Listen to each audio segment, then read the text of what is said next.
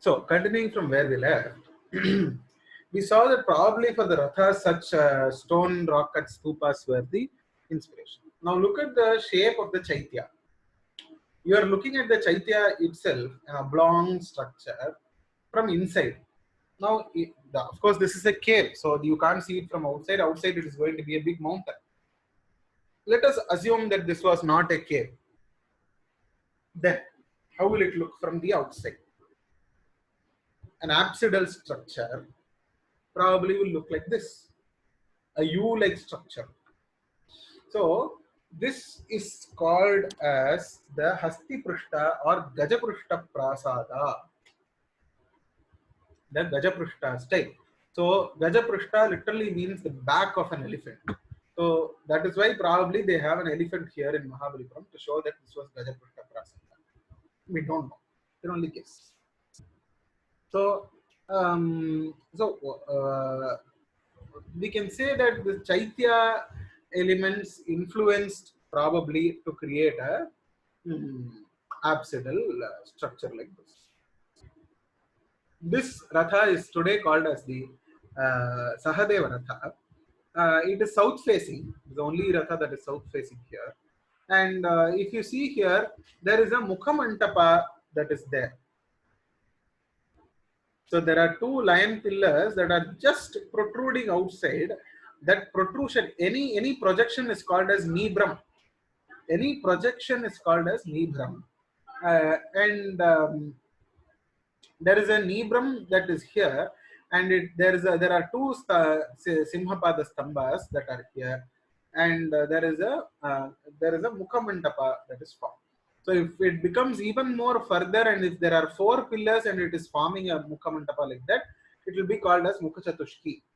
It will be called as Mukhachatushki. Okay. So the entrance to the Garbhagriha of the temple, if you see here, here you can see it clearly. There are two Simhapada Stambhas. Now here, if you see, the entrance to the Garbhagriha is with two Kudya Stambhas. These Kudya Stambhas, the bottom portion is elephant. So these are Hastipada Kudya Stambhas. Hastipada Kudya Stambhas are here. Okay. So this is nowhere found in Mahabalipuram except here. Only Hastipada Kudya Stambha. Only Hastipada Stambha is here only, nowhere else. Okay. Now if you see the structure, there are very good number of Kudya Stambhas that you can see with all the elements of Kudya Stambhas, everything. That we have already seen, I am not elaborating on it. The superstructure, if you see, there is a Mukhamantapa is filled with Kuta, Shala Kuta, and here what happens is another Kuta comes. So this is treated as a separate structure that we know because Kuta, Shala Kuta, it ends here.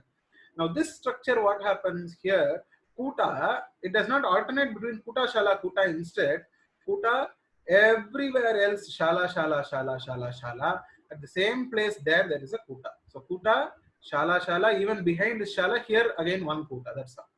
So if you look at that, here and here Kuta, everywhere else Shala only. That also can be done. It is not necessary that always there has to be Kuta, Shala alterations. And one more thing I want you to notice is, for the Kuta, there are two Nasis. For every Shala, there are two Nasis. Wherever the Shala starts, wherever the Shala ends, there is a Nasi that is there. Okay. So for a Kuta, two Nasi, for a Shala, two Nasi. So whenever the Nasis come in pairs like this, so you see, though there are six, you see that a pattern is there and everywhere it is 2, 2, 2. So these two are a pair. These two are a pair. So because you can see the distance between these two and the distance between this and this. Therefore, when two Nasis come as a pair, they are called as Netra Nasis. They are called as Netra Nasis because they come as like eyes. EYEs. Okay. Now, okay, one. So, wait, sorry. Yeah. So, I'm not explaining the other Harantara elements and all of that because we already know. There are, how many talas are there? There are two talas. This is the first floor. This is the second floor. One kapota is here, one more kapota is here. How many Karanakudus are there? 1, 2, Dvitala. And then you have the Shikara. So it's a Dvitala Vimana. Dvitala, Dvitala Gajaprushta Vimana. Now on top, what is there? The Shakti Dwaja is also visible in the Nasi. Okay, the Nasi is with Shakti Dwaja. And the front side that is there, this big Nasika that is there, if it is in a Shalakara Vimana, which we will see later, or if it is in a Gajaprushta Vimana, then this will be called as the Kukshi Nasika. This will be called as the Kukshi Nasika or Lalatanasi. Okay, so here what happens is, in the upper story there are in the upper story here there is a Karnakudu, 2 Karnakudus, and here the 2 Karnakudus in the middle there is a Shala, but here between the 2 Karnakudus, can you tell me what element this is? We saw this in the first class.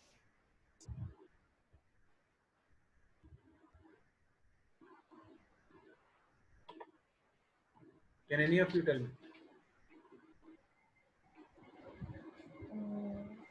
Can you again point it out? Yeah, this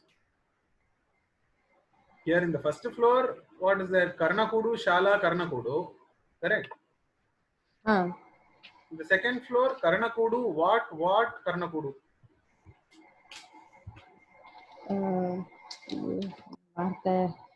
Karnakudu,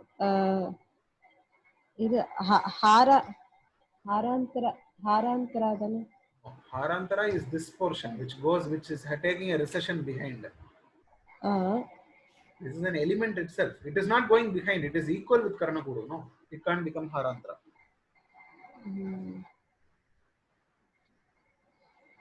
What is that? Matthew, KV, you want to take a try?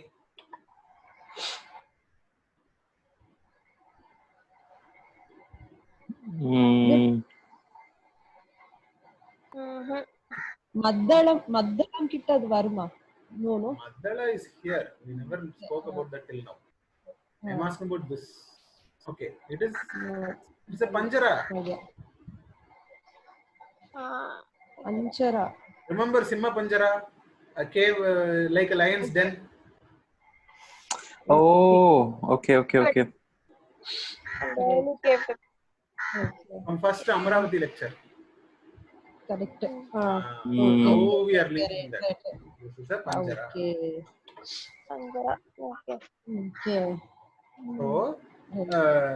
So there is a Panjara.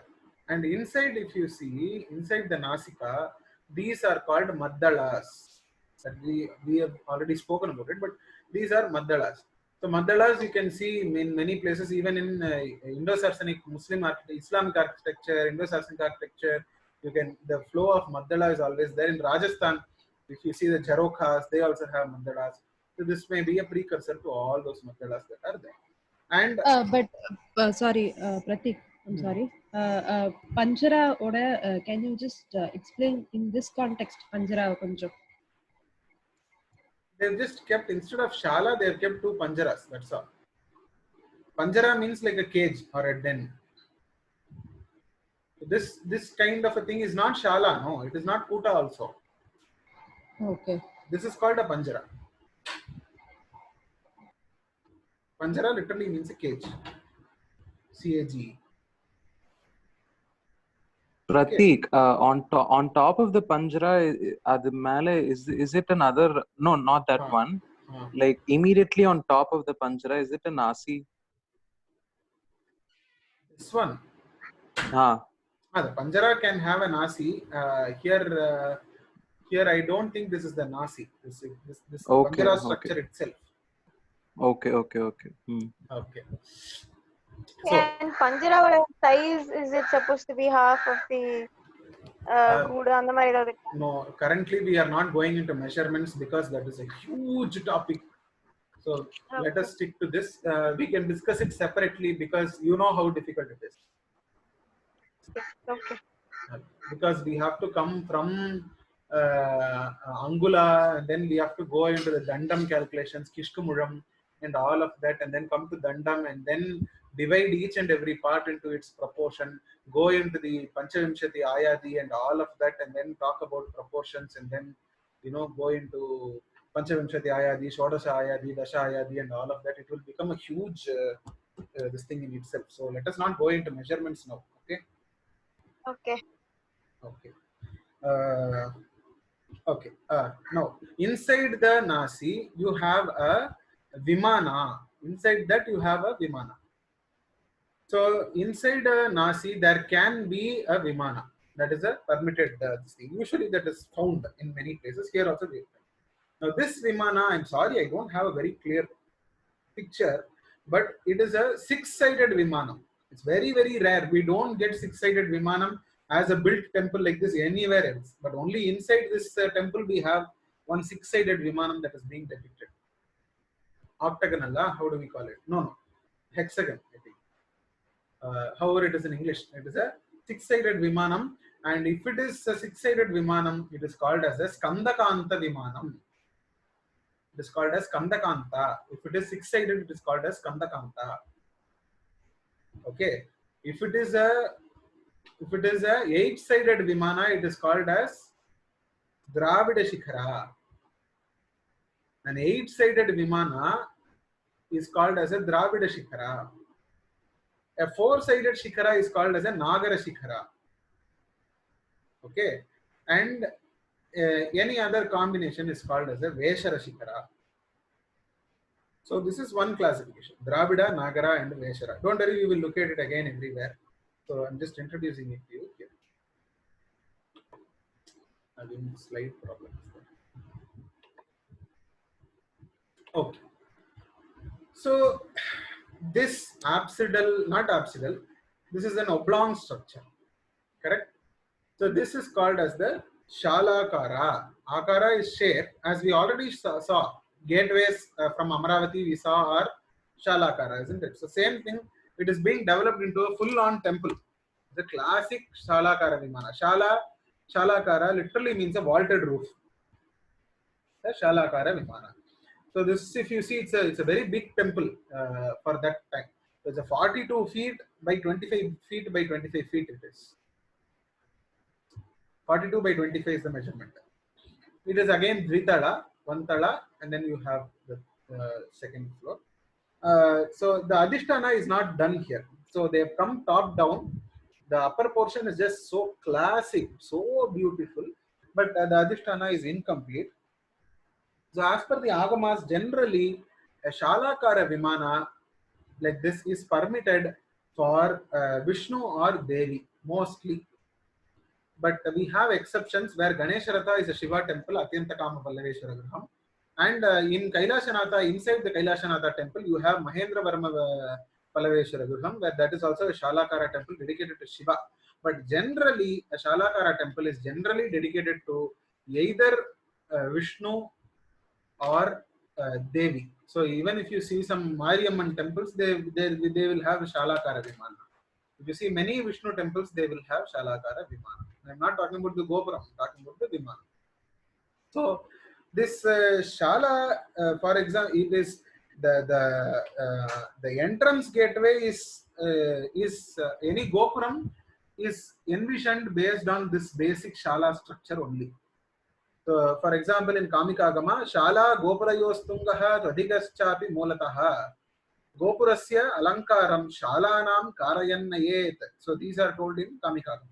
Then Manasara says Devatalayanam Nripanam Shala Gopure Evam Uttungaha. So Manasara also says the entrance gateway has to be done as a Gopuram which follows the Shala pattern. So this is how Gopuras were born. Okay, so this structure also only goes on to become the huge Gopurams that we see today. So Gopurasya Alankaram Shalanam Karayam Naye. This is Kamikagama. So the Aditala or the ground floor here is incomplete, but it has many stambhas. So if you see, the wall portion is coming here, and the wall portion breaks up, and pillars are there. So such a wall is called as bitti, but if it breaks up like this to give space for separate stambhas, and then it continues again, such a bitti is called as langula bitti. Such a wall is called as the langula bitti. Langula is literally meaning, I don't know how to, plough, P-L-O-U-G-H, plough, air in Tamil. Okay, so what they've tried to do with the langula bitti is, can any of you guess what they would have tried by doing this space and pradakshina, a kind of a stambhas, and then breaking open the wall and all of that? What they would have tried? To create a mandapa, maybe? Not exactly a mandapa. Mandapa will require more space. Yes, but they would have tried to, like. Okay. I get it. On top, you can see pairs of nasis. So, like in between the columns, on top you can see like pairs of nasis. Okay. Which means like these two columns, the Kudya Stamba becomes a column here. Is that right? Correct. There is no Kudya Stamba. Stamba is pillar, Kudya is wall. Okay. Pilaster is Kudya Stamba. There is no pilaster, only pillar is there. Yeah, the pilasters have become pillars here instead of just being remaining as pilasters. Correct. But what they have tried to achieve by doing that? Maybe to go in for gopurams to try the structural thing for that. No. Gopurame, this is a standalone temple. What they have tried to do is create a passage here so that people can do pradakshina. Okay. Correct. Mantapa. They've tried to create a mantapa-like structure here so that people can, if it has been complete, what would have happened is from there people can enter here, do a pradakshina and get back to the deity.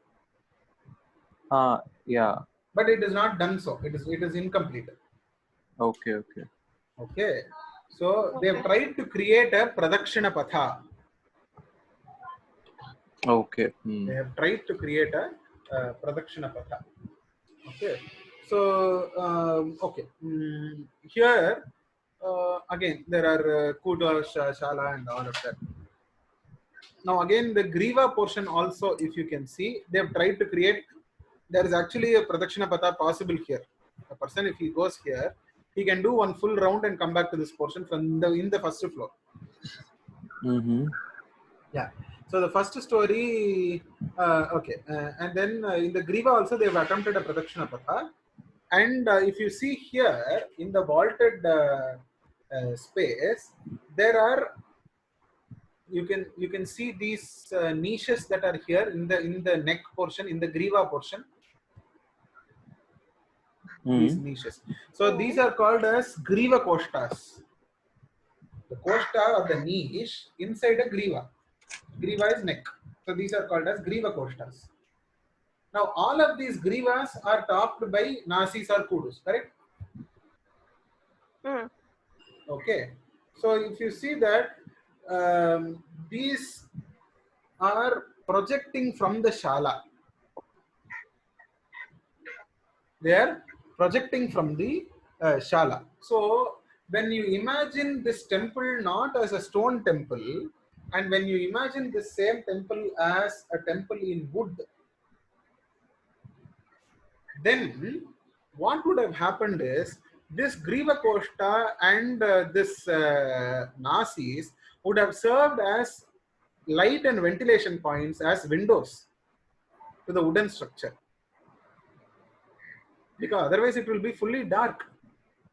So to let the wind and light enter, they would have made this projection, and they would have made a ventilation spot on the roof so that the light is entering.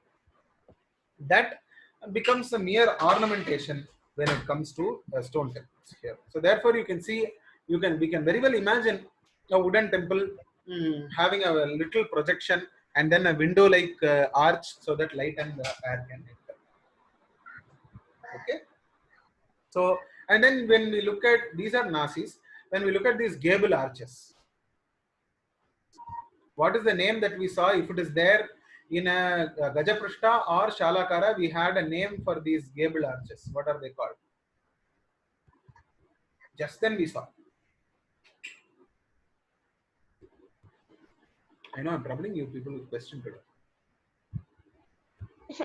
I missed it. I don't know. I missed the starting part of it. Pratik, what was the question again? In either a Gajaprishta or in an apsidal or an oblongated shrine, this gable arch, I told, has a specific name, this Nasi. Kukshinasi. Correct. So there is a huge Kukshinasi that is here, and that Kukshinasi is supported by, is decorated with makaras. Can you see the makara here? Wait, I'm trying to switch the slide. Oh God, this is giving me problems too. Can you see the makara here? Yeah. So that is decorated with the makara and some malas, muktasaras that are there. So if a Kukshi Nasi or a huge Nasi like this is decorated with makaras and such decorative elements, that will be called as a Torana Mukhapatti. So it has a Torana. Torana we already saw in Trimurti cave, if you remember. So a Torana which decorates a Kukshinasi, then this structure will be called, it is still a Kukshinasi, but it will be called as a, with a special name, the decorative element will be called as Torana Mukhapatti. And inside you have these Karikku or Patralatas, and inside you have Mandalas, classic Mandalas. Reminds me of the Rajasthani Jharokas that we see. And inside you have a Vesara Vimana. A spherical Vimana is called as a Vesara Vimana. Okay. Okay. Now, this element that you see here, can you recall the Shala that we saw in the Amaravati Chaitya gateway, the Vriksha Chaitya gateway, and these two Panjaras projecting outside? Yeah. That is what has come here. Okay. Okay, so just reflecting on what we learned. So now the Nasika evolution, if we see, the early Buddhist Nasika was like this, with just decorations or squares inside, and later it became a little more complex with such Mandala-like structures inside. And in Pallavā, it became with a beautiful Shakti Dvaja, and inside we see the Nasika with the face and all of that, with the floral decorations and all of that. So this is the evolution of Nasika that we can trace. The Mandala that we see in the gable arch, inside the arch, we are able to see the Mandala run over all over the Valabhi in the Shala, under the Shala.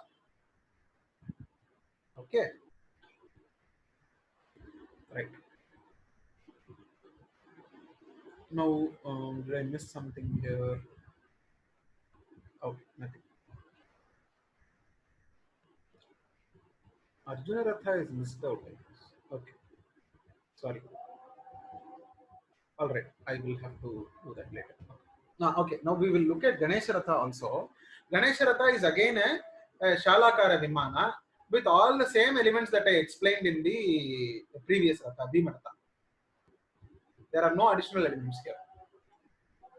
Except this. This is also a Torana Mukhapatti. On top of that Torana Mukhapatti, where in the Bhima Ratha you had nothing, if you remember, there is just nothing about that. But in Ganesha Ratha, you are having a Shula. So Kamikagama says, out plus the Shad Vargas we already saw, which is the Padavarga, Adhisthana, Padavarga, Griva Shikara, Prastara Griva Shikara Stupi. In addition to that, Kamikagama prescribes Kumbha Shula Yuk, Kumbha with a Shula, which is what is done here. Which this we will not find anywhere in Tamil Nadu except this, as per Kamikagama. In North Andhra and Utkala, Odisha temples, this will become a prominent feature. But here we don't have. Okay. This also has very beautiful inscriptions where he says, Sambhavasthiti samhara karanam dita karanaha bhuyad atyanta kamaya jagadam kamamardanaha sambhavaha sthiti samhara karanam. So Shiva is the karanam or the reason for birth, survival and destruction, but he is the karana for everything, but he does not have a karana. He says, Bhuyat atyanta kamaya jagadam kama mardanaha. O kama mardana, O one Shiva who has destroyed all desires, be merciful on me, I am a man of endless desires. He's putting all these oxymorons. He who is the reason for everything, but he who does not have any reason to exist. He who has destroyed kama, but he will be pleaseful to me who is atyanta kama. Amaya chitramaya, so he has no maya, but he is the reason for all the maya that is there. Avaguno gunabhajanaha, he is above all gunas, he has no gunas, but he is so merciful, therefore he has to have good gunas. Swasto niruttaro jiyad anisha parameshwaraha. May he be very merciful to me and all of that. He says. We will cover Arjuna Ratha. I will pause.